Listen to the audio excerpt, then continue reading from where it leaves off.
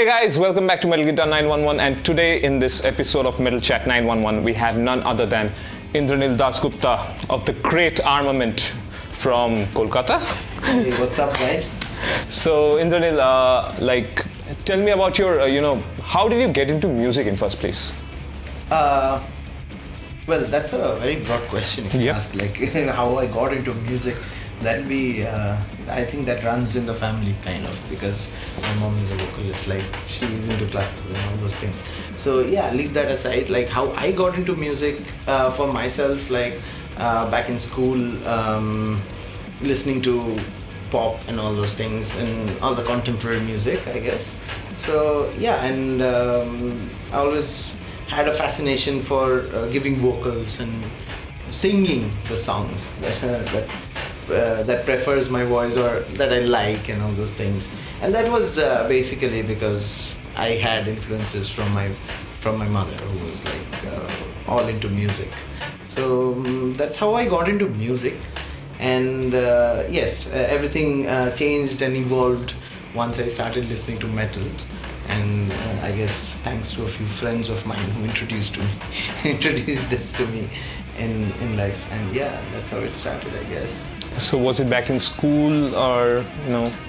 Yeah, I mean, I in high school probably like 11, like class 10, 11. I believe that I got into metal pretty late compared to what I see around me on the kids nowadays. Like they've got good access to music and metal in general through internet and all, because internet was not a big thing or a very easy access back in the days. So it was all like we've all heard about tape trading and all. So it was something like that. I mean, acquiring, gathering, collecting music from your friends through pen drives and CDs and whatever collection you get, and you listen to that like that. Yeah. Yeah, torrents and stuff. Downloading torrents and stuff. Yeah. I mean, that's a pretty interesting thing. I mean, I'll tell you one interesting story that happened. I mean, we were in class 11, I think. Like a few of my friends, we were just one day coming back from school, and this guy introduces me to this band called Iron Maiden, and I was like.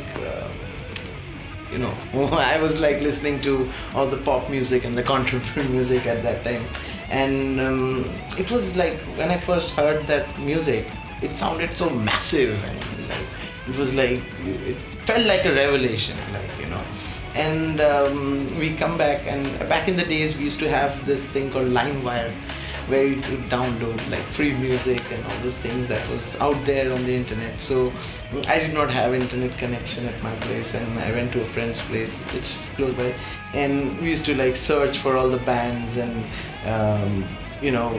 discover and find out like what's out there. And that's how we kind of started discovering more and more bands through like LimeWire. It has been a big step for us. Yeah. So how did Armament happen? Like, such a hardcore thrash band and. It happened. Okay, I'll tell you in details. I mean, we had a group. I mean, who were listening to metal and discovering new bands, because back in 2009 and 10 there were like a handful of bands that was in the market that people used to discuss and listen to, basically, and cover and all those things. That's how you basically know, because local bands covering some metal band, and you get to know and you discover that like that. So we got into thrash metal. We started listening to Creator, and of course Metallica, Megadeth, Creator, Sodom, all these bands. We got introduced, and we thought like, this is something that's getting your heart, like some blood boiling in your veins like that, and we wanted to do that. And with the help of some of my friends, I got to know Shobik, our guitarist, who started off with me when we started off Armament. And we were like, I can't say like we had a proper direction back then, but we had like a vision that we want to play this kind of thrash metal, and we were looking for members, how we can expand our thoughts. And that's when Rohan Ganguly, he comes into the picture. I got to know him through my friends at Purgation, and they introduced me to Rohan. He came to Kolkata from Bangalore at that time, and he was also intrigued by the thought, like, this kind of music we are having in our head, and he has already listened to all those stuff pretty well, and we just thought, like, why not give it a shot, like, and then we started making riffs and everything was taking place, shaped nicely, and yeah, so that's how we started off basically. Then we looked for a bassist and a drummer, and that's how Cheyenne and Oyon and the entire band like formed in total lineup. Yeah, that's how we did. So like it was back in 2011. 2011. Okay. That's when Shobik, me and Rohan started off. And then a couple of months later, we had a few originals. Like, we had our thought processes going on. We had a couple of songs ready, and we could show like to people, like, this is what we have to offer. Would you like to play for us? And guys with similar music taste, they kind of joined in, and yeah. So like when it comes to thrash metal, like it has to have politically charged lyrics and stuff. So how did you draw those experiences back then? Like you were pretty young back then, right? Right. I wouldn't say like we were very politically aware at that time because of a lot of factors, and but we tried to find out what is going on, and basically like art itself is supposed to bring out the topics that we don't talk about in general public. So that was pretty much the motivation, and we used to think like, let's write about topics that we see on the newspapers, or that we don't like to talk about, that we hate, like the things that the society doesn't want you to talk about. So that is basically the main veins how thrash metal runs. I mean, you can see like Gas Chamber, it was written about AMRI, the 2011 incident, and we kind of read through the topics and the writings that was going out on the newspaper. You see Chaos Prevails, that writes about a lot of stories like that was going on, lot of accidents that we saw on the newspapers, and we kind of took influences from all those things and put it into writing, and we thought like, let's make songs like that. So it was not like directed to be a politically charged lyrics, but more like talk about the subject that people don't want to talk about in the society. So that was basically it. So like talking about Gas Chamber, I remember like Nolan Lewis from Cryptos, he cited that as one of his favorite tracks from Indian bands. And I guess how's the feeling after that, like when you see something like that? It's a great feeling. I mean, I've known Nolan personally from 2013, I guess, and he has been a very good friend to us, a great philosopher guide for the band, if I may say, and he's always given us good advice. And yes, I mean, it's thrilling to find out that he loves our songs, and he has always pushed us whenever we have had a chat, and he has always pushed us for greater ambition and given us a proper outlook, how to look at things, and it helps. Like Armament was previously a Kolkata-based band, if I'm not wrong? Yes. So currently now it has been kind of a split kind of thing, like you being in Kolkata and other members in Bangalore. So how are you actually managing it with your day job and stuff, like everybody? It is a little slow, if you ask me, but we are all trying to evolve. We are all trying to use the help of technology that can help us walk through this phase. I mean, we always thought like the scene in Kolkata was a little primitive when we started off, because there were not a lot of gigs going on, and we had to spend our own money and organize for ourselves to get through gigs, so that bring bands from outside so that people can listen to this kind of music. This metal, old school metal, gets promoted, because you see there has been like gigs that used to happen before also, like Pit and all those events where there used to be a scene like for metal.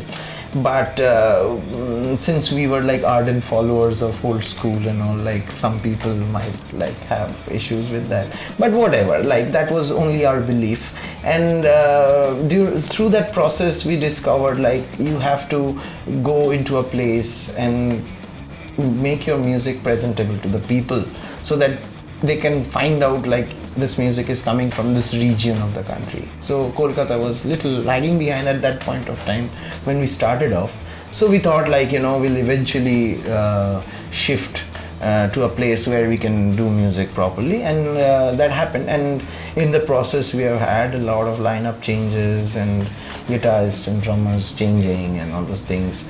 And yeah, I mean, you can see like the technology helps, like I said. Absolutely. So now the boys are in Bangalore and I'm here, and we discuss our music through recordings and all those things, and that's how it is done pretty much. I mean, sharing ideas through recordings, and we modify accordingly.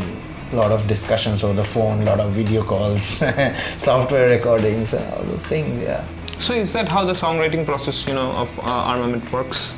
Yeah, I mean, what we feel like all the members need to be in one place. Like when we are composing for a new song, we have to be on the same line when we start off, and that is how, because this music, what we feel is the best comes out when you're spontaneous and when the chemistry goes working, like for all of you guys together at the same time. So basically the one small error in the jam room can result in being the biggest factor in the song that makes it sound good.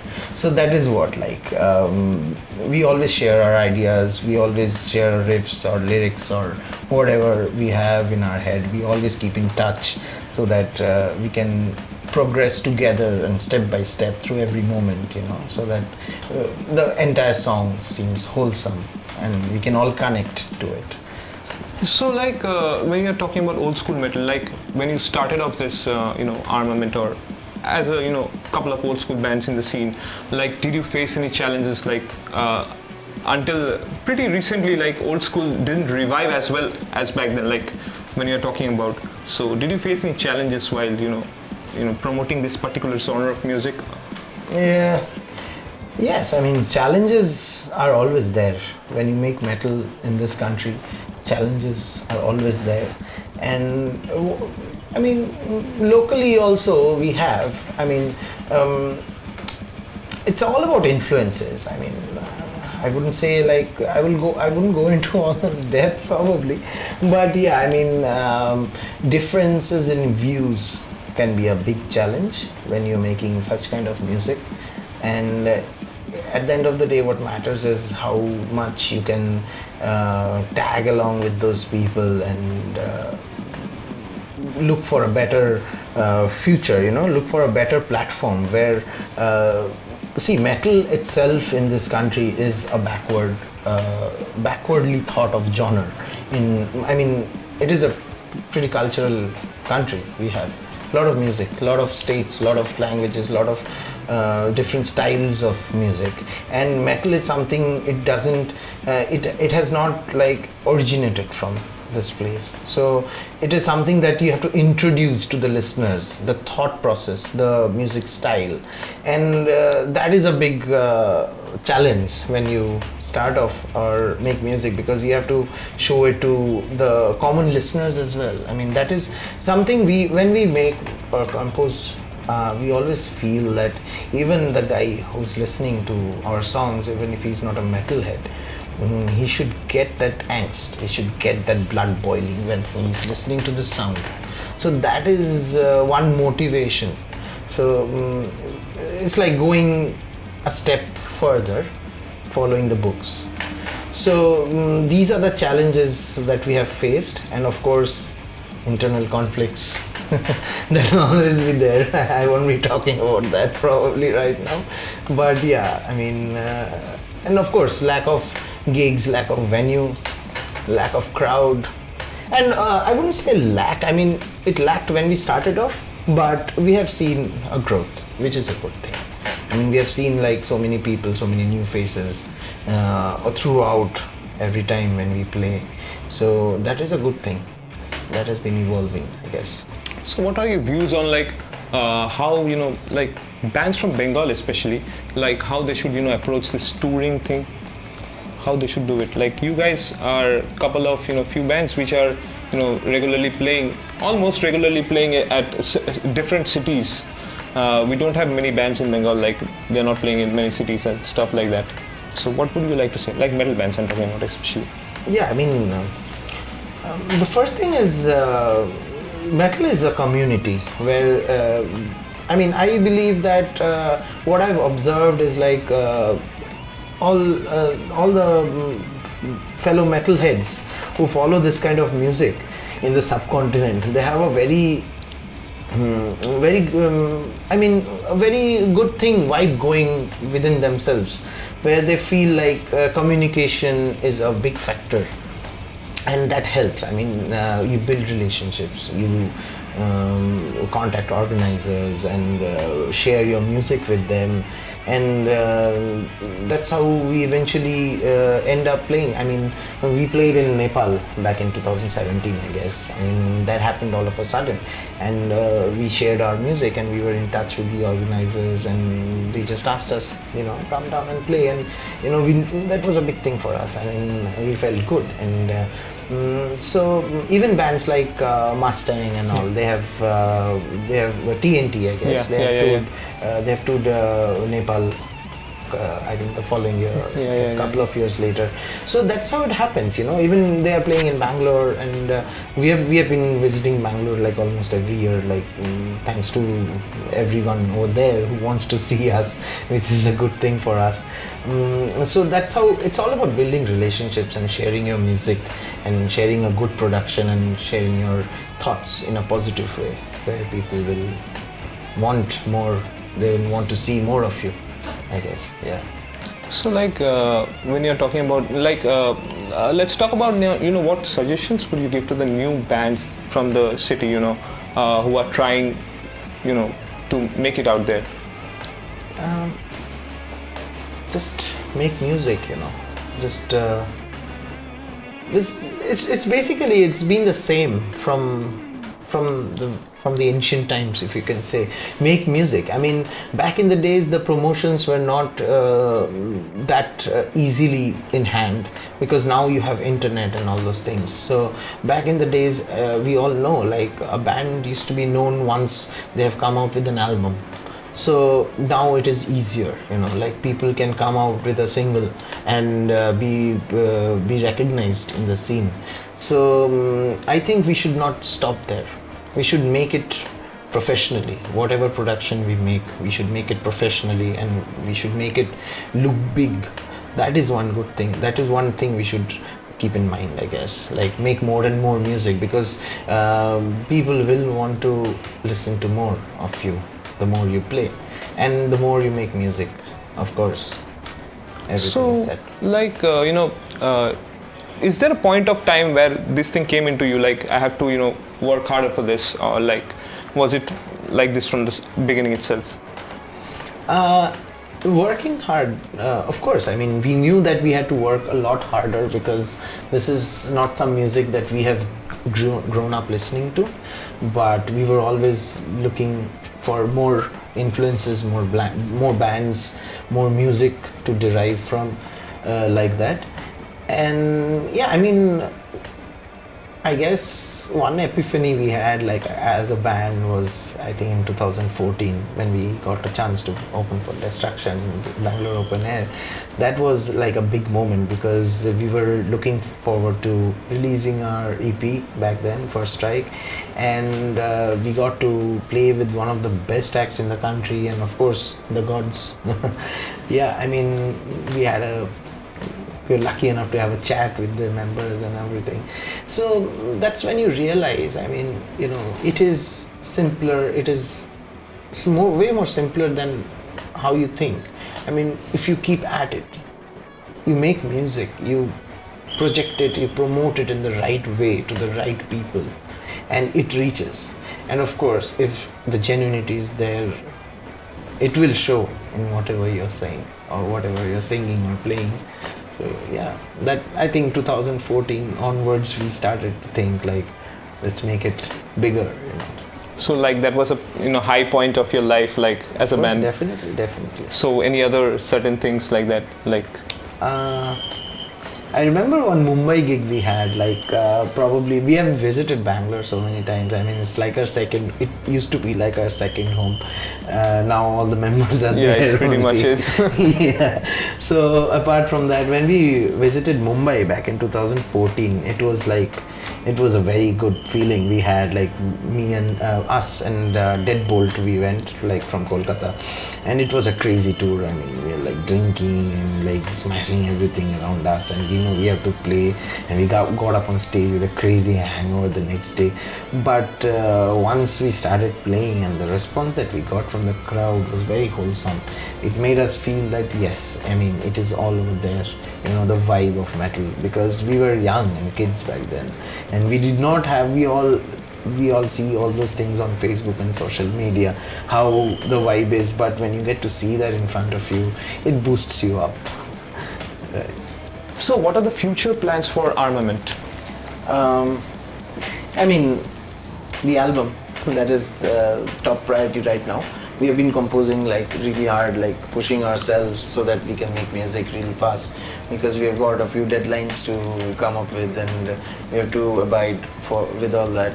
And once the album is out, we're planning to release some music video through that process, do some tours with a few bands wherever we can, and conduct shows, and probably the more shows we have, because 2020 has been a real letdown for everyone, and we have been sitting at home. So we want to get back on stage. I mean, that is one thing we always cherish. I mean, playing in front of a live crowd and playing live, that always drives us. I mean, after the album, we'll probably look for shows and tours accordingly, how it happens. Let's hope for the best. So like, do you have any other side projects? Like Inhuman, I know that you're the vocalist of Inhuman as well. So like, how did that happen? Like, what I understand that you are more of a thrash guy rather than a death guy. So like, how did that happen? Inhuman being a death metal band. I mean, funny story, I guess. I mean, I've been a big fan of Inhuman from when I started listening to music, and I was discovering local bands, from Kolkata that already existed, because they are older, like from when we started off. So we already knew, like we had a special corner for Inhuman, like a band to cover death songs and all back in 2008 and all. That was a big deal back then. So actually at that point of time, I had a heavy metal project, Falcon, that was going around. Like basically Falcon was also a, I don't know how to term it in a more dramatic sense, but we kind of started off as Steelbird, as a super group, bands from Mortar and Armament. We thought like, let's make a heavy metal, because we were like, all of us, whoever got involved, we were like big fans, heavy metal fans. So we thought like, why not, let's make a project. And then we kind of took it a little more seriously, and we started like making like original compositions, and we thought like, let's make Falcon, we make a traditional heavy metal project. So it was basically through Shamrat, and Onkit, I think he contacted Shamrat. He was looking for a vocalist, and Onkit has already like listened to my voice like through the EP, and he thought like, I can ask this guy. So one day he comes up with Shamrat and asks me like, would you give vocals for Inhuman? Like we have got like all these songs, and we want to release a full length, and we would love to, have you in the band. And I was like, yeah, why not? I mean, it feels so great. I mean, you look up to a band for all these years, and they ask you to do vocals. I mean, that's a big thing. I mean, yeah. Yeah, like it was the Voices EP or the Evocation? Voices EP was the one that was released before, and Evocation happened after I joined in. So he basically had like a lot of songs already composed, and then once we started playing, with practicing and all those things, and I have a very different texture compared to what Onkit gives, and I'm a big fan of his texture as well. But he used to say like, we have to revamp all the songs. So eventually we ended up re-recording a lot of tracks from the Voices album, and some we had recorded as originals at that time. So that was the compilation that went into the EP, Evocation EP. Yeah, I mean, good work to Newman, I guess.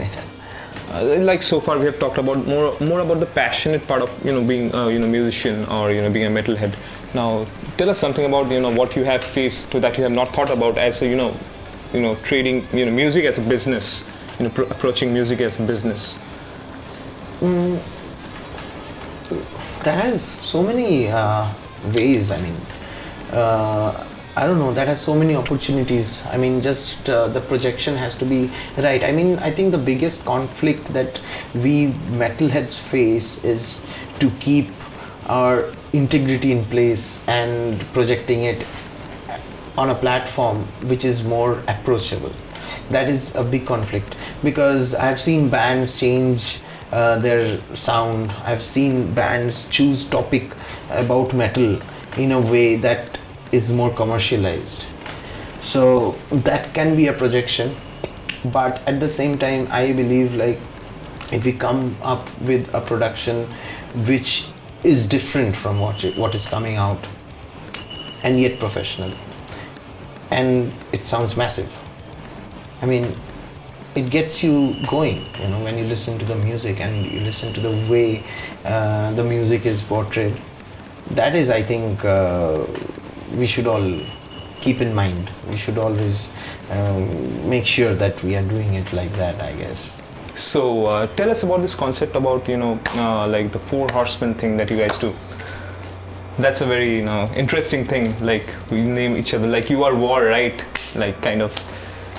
Yeah, I mean, we started off as a 5-piece project. Back in 2011, we started off as a 5-piece project. We had 2 guitars. We even played our first gig as a 5-piece project. Ritual Ascension, PUTRID Ascendancy gig. That was the first one we played. We played with 2 guitars, and at that time we did not have this mindset. We were fascinated. We were kids. We were fascinated that we'll have like stage names and all. And eventually we shifted to single guitars. It was a 4-piece lineup, and one of our friends, he was actually unofficially the first drummer of Armament, Sharon.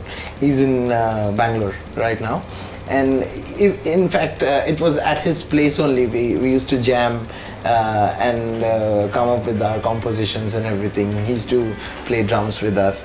So this was the guy who one day he tells me, like, we are just discussing, I mean, we want stage names, and he's like, it's just the 4 of you. We play thrash metal. I mean, Metallica is one of the biggest thrash metal bands out there, so why not go for 4 horsemen? I mean, the 4 of you are there, so we tried to suit our characteristics with ourselves. I mean, Owen was a death metal guy at that time, so he was called Death. I mean, that's how the drummer became Death.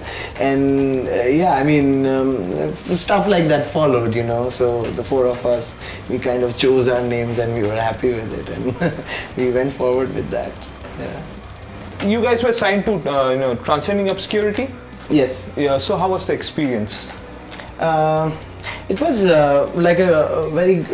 It was like a gift for us, actually. I mean, we recorded the EP back in 2014, and we were planning to release it through another label, and that's when we played Bangalore Open Air, and we missed a few deadlines, and it did not happen, and we were like a little down by at that point of time. We didn't get to release, and then Kunal Choksi approached us, like. He was also following Armament at that point of time, and he was looking forward to our releases. A lot of people were, which was very fulfilling to see, and he just gave us this opportunity where we can get our music stuff all out through his label, and he took care of all the production and all those things, and we got to release, and he promoted it all over the place. And when the EP came out, we had our CDs, like we saw people buying in Germany, in Australia and Japan.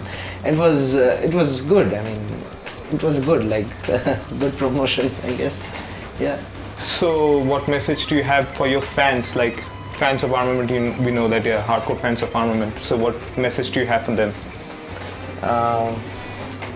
I guess they all know how Armament plays and what we mean by our songs, and you should always keep looking forward to what we do, and we will keep delivering that as long as they are up for it and we are up for it, and hopefully the album comes out massive, and hopefully it's enjoyable for all our listeners.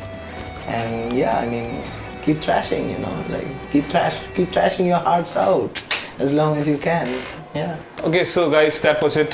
Indranil from Armament, and you can follow them on Facebook, and they have their own website. You can go check them out, and their merch is out on Rock and Roll Originals, and you can go and buy and support this band. They're a killer band. If you haven't seen them live, you must. Okay, so it was a great experience. Thanks, man. So signing off.